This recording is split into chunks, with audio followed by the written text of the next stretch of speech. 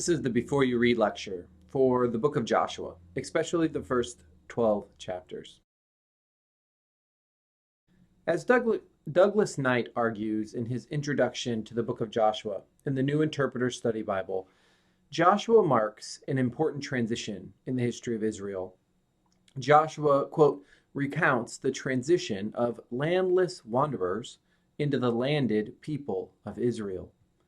The major outlines of Joshua are easy to identify. The book depicts the people of Israel's, quote, glorious entry into the promised land and their conquest of the land under the leadership of Joshua, with very little hindrance from the peoples living in the land prior to their arrival. Central to this general outline is the role of God in bringing about Israel's victory. In several places, Joshua insists that Israel is victorious because of God's presence and favor upon them, and that God's presence and favor upon them those realities are there because they are, first of all, obedient to God. There are two main sections in Joshua, chapters 2 through 12 and chapters 13 through 21, with an introductory chapter and several concluding chapters. Chapter 1 functions almost as a prologue and describes the preparations that the people of Israel make before entering into and conquering the promised land. Then chapters 2 through 12 recount the actual invasion and conquest of the land, with various degrees of detail outlining Israel's battles with various cities and kings. In the second major section, chapters 13 through 21, Joshua assigns the conquered land to the individual tribes. This section imagines Joshua as an elderly man, perhaps near the end of his life. Chapters 22 through 24, the concluding section of the book, report Joshua's death and his burial, as well as the people's ongoing commitment to the Lord. As with many writings in the Old Testament, it is difficult to state with any certainty when the book of Joshua was written. At the narrative level, Joshua purports to tell a very old story of Israel's conquest of the Promised Land. And while some parts of the story may be very old and passed down orally, the written form of Joshua betrays the work of much later authors and editors who are seeking to create a particular religious, moral, and political response in their contemporary readers. There are three basic suggestions for when this editorial activity might have happened: before the Babylonian exile in the 7th century BCE, during exile in the mid-6th century BCE, or much later in the Persian period in the 5th to 4th centuries BCE. Several of the themes in Joshua seem to make sense in an exilic context. That is, when Israel was trying to understand and offer literary and theological interpretations of why their nation had fallen into the hands of foreign rulers. But there is no way to know for certain exactly when Joshua was written. There are several themes that appear after a close reading of Joshua. Of course, there is the theme of military conquest and warfare. In Joshua, the people of Israel are often commanded to take what amount to be unconventional methods to achieve success. There is also the theme of faithfulness to God.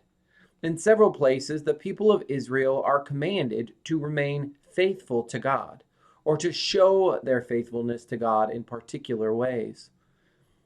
Connected to this, Joshua insists on a pretty rigid separation between Israel and the people they conquer.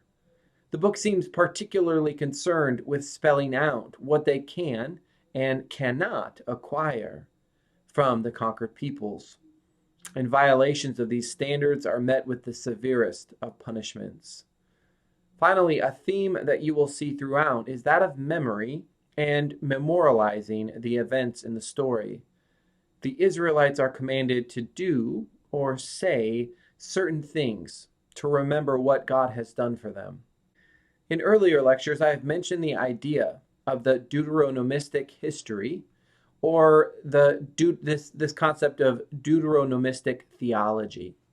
As a reminder, the basic idea is that the books of the Bible from Deuteronomy to 2 Kings reflect a shared theological commitment and rendering of history. It goes something like this: obedience and absolute allegiance to God lead to blessing and material success. Disobedience and apostasy lead to cursing and material loss. In the book of Joshua, this plays out in terms of the outcomes of the battles. If the people of Israel are faithful, they will be victorious. If they, or even a small number of them, are not faithful, however, they will be defeated. In the later books that tell the story of Israel's judges and kings, the pattern is similar. The nation of Israel experiences success when their leaders are faithful, and they experience difficulty when their leaders are unfaithful. Reading these writings from the perspective of exile, the message is pretty clear. The reason that Israel has been driven into exile and lost their national autonomy is a consequence of their religious disobedience.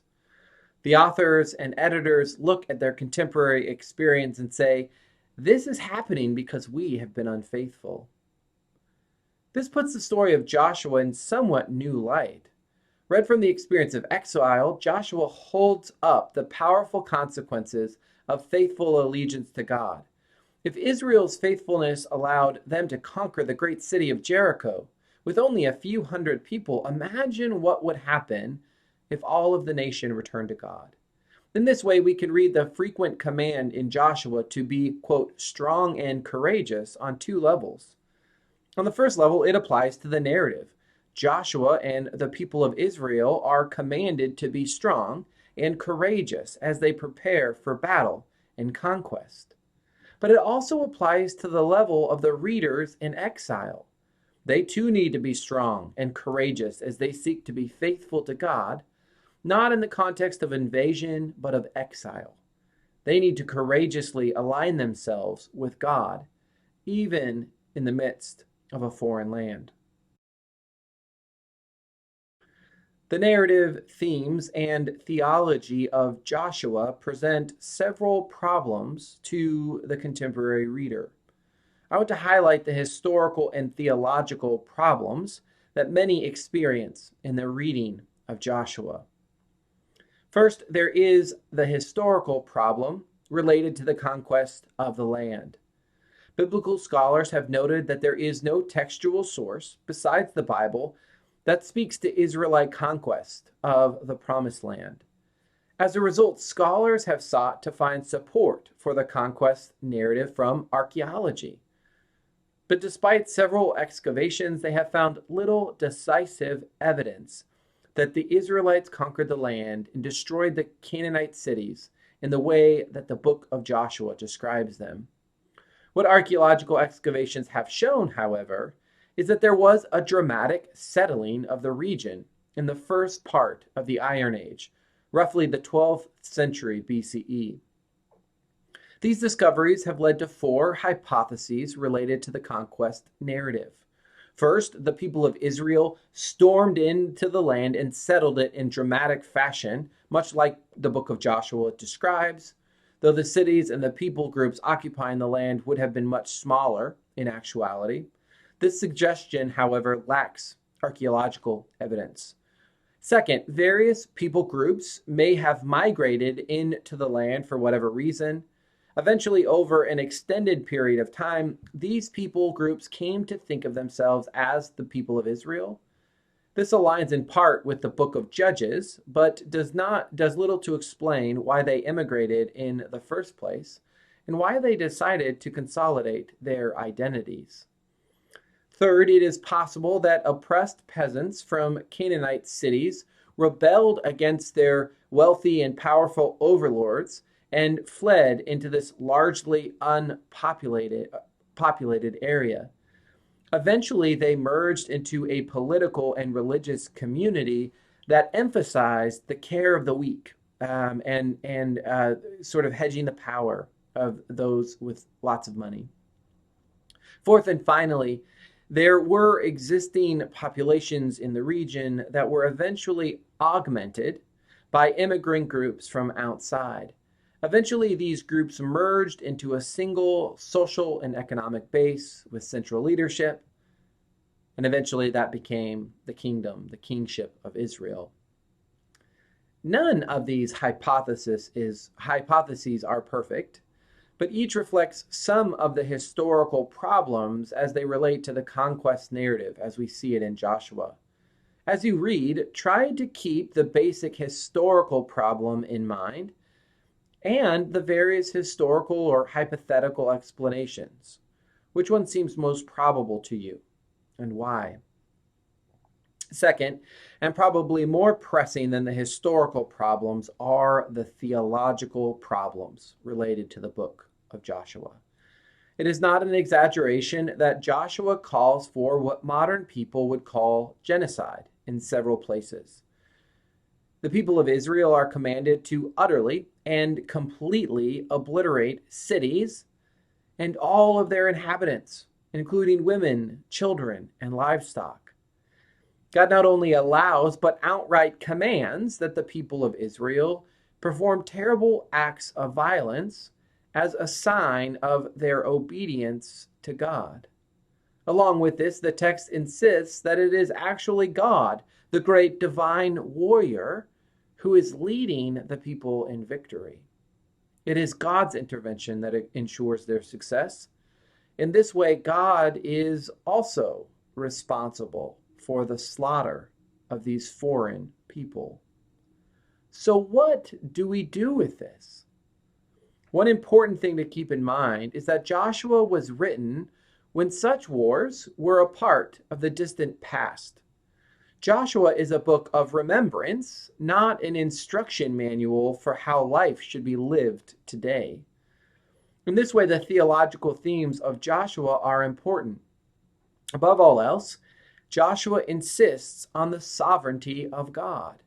It was God who won the victory. It was God who protected the Israelites. It was God who allowed them to acquire the land. This perspective is meant to encourage the Israelites in exile that God is still the source of their protection and ultimate deliverance, and that they need and the source of everything they need, so that they can remain separate from their neighbors. Even if we take this perspective, though, problems persist. The text is and should be unsettling to those who stand against genocide and senseless violence. It is not difficult to see how Joshua's perspective has been used to justify violence and imperialism throughout history. Once again, Joshua offers us an opportunity to wrestle with the text and to wrestle with the God revealed by the text.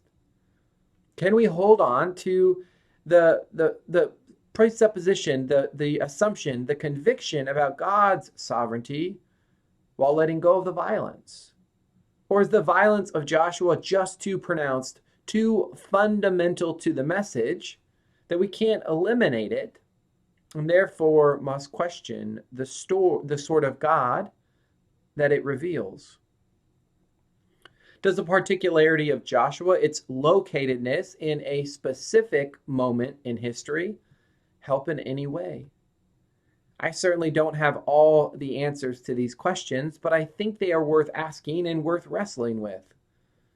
And I hope that we can spend some time thinking and talking about them together. But first, you need to read, so get to it.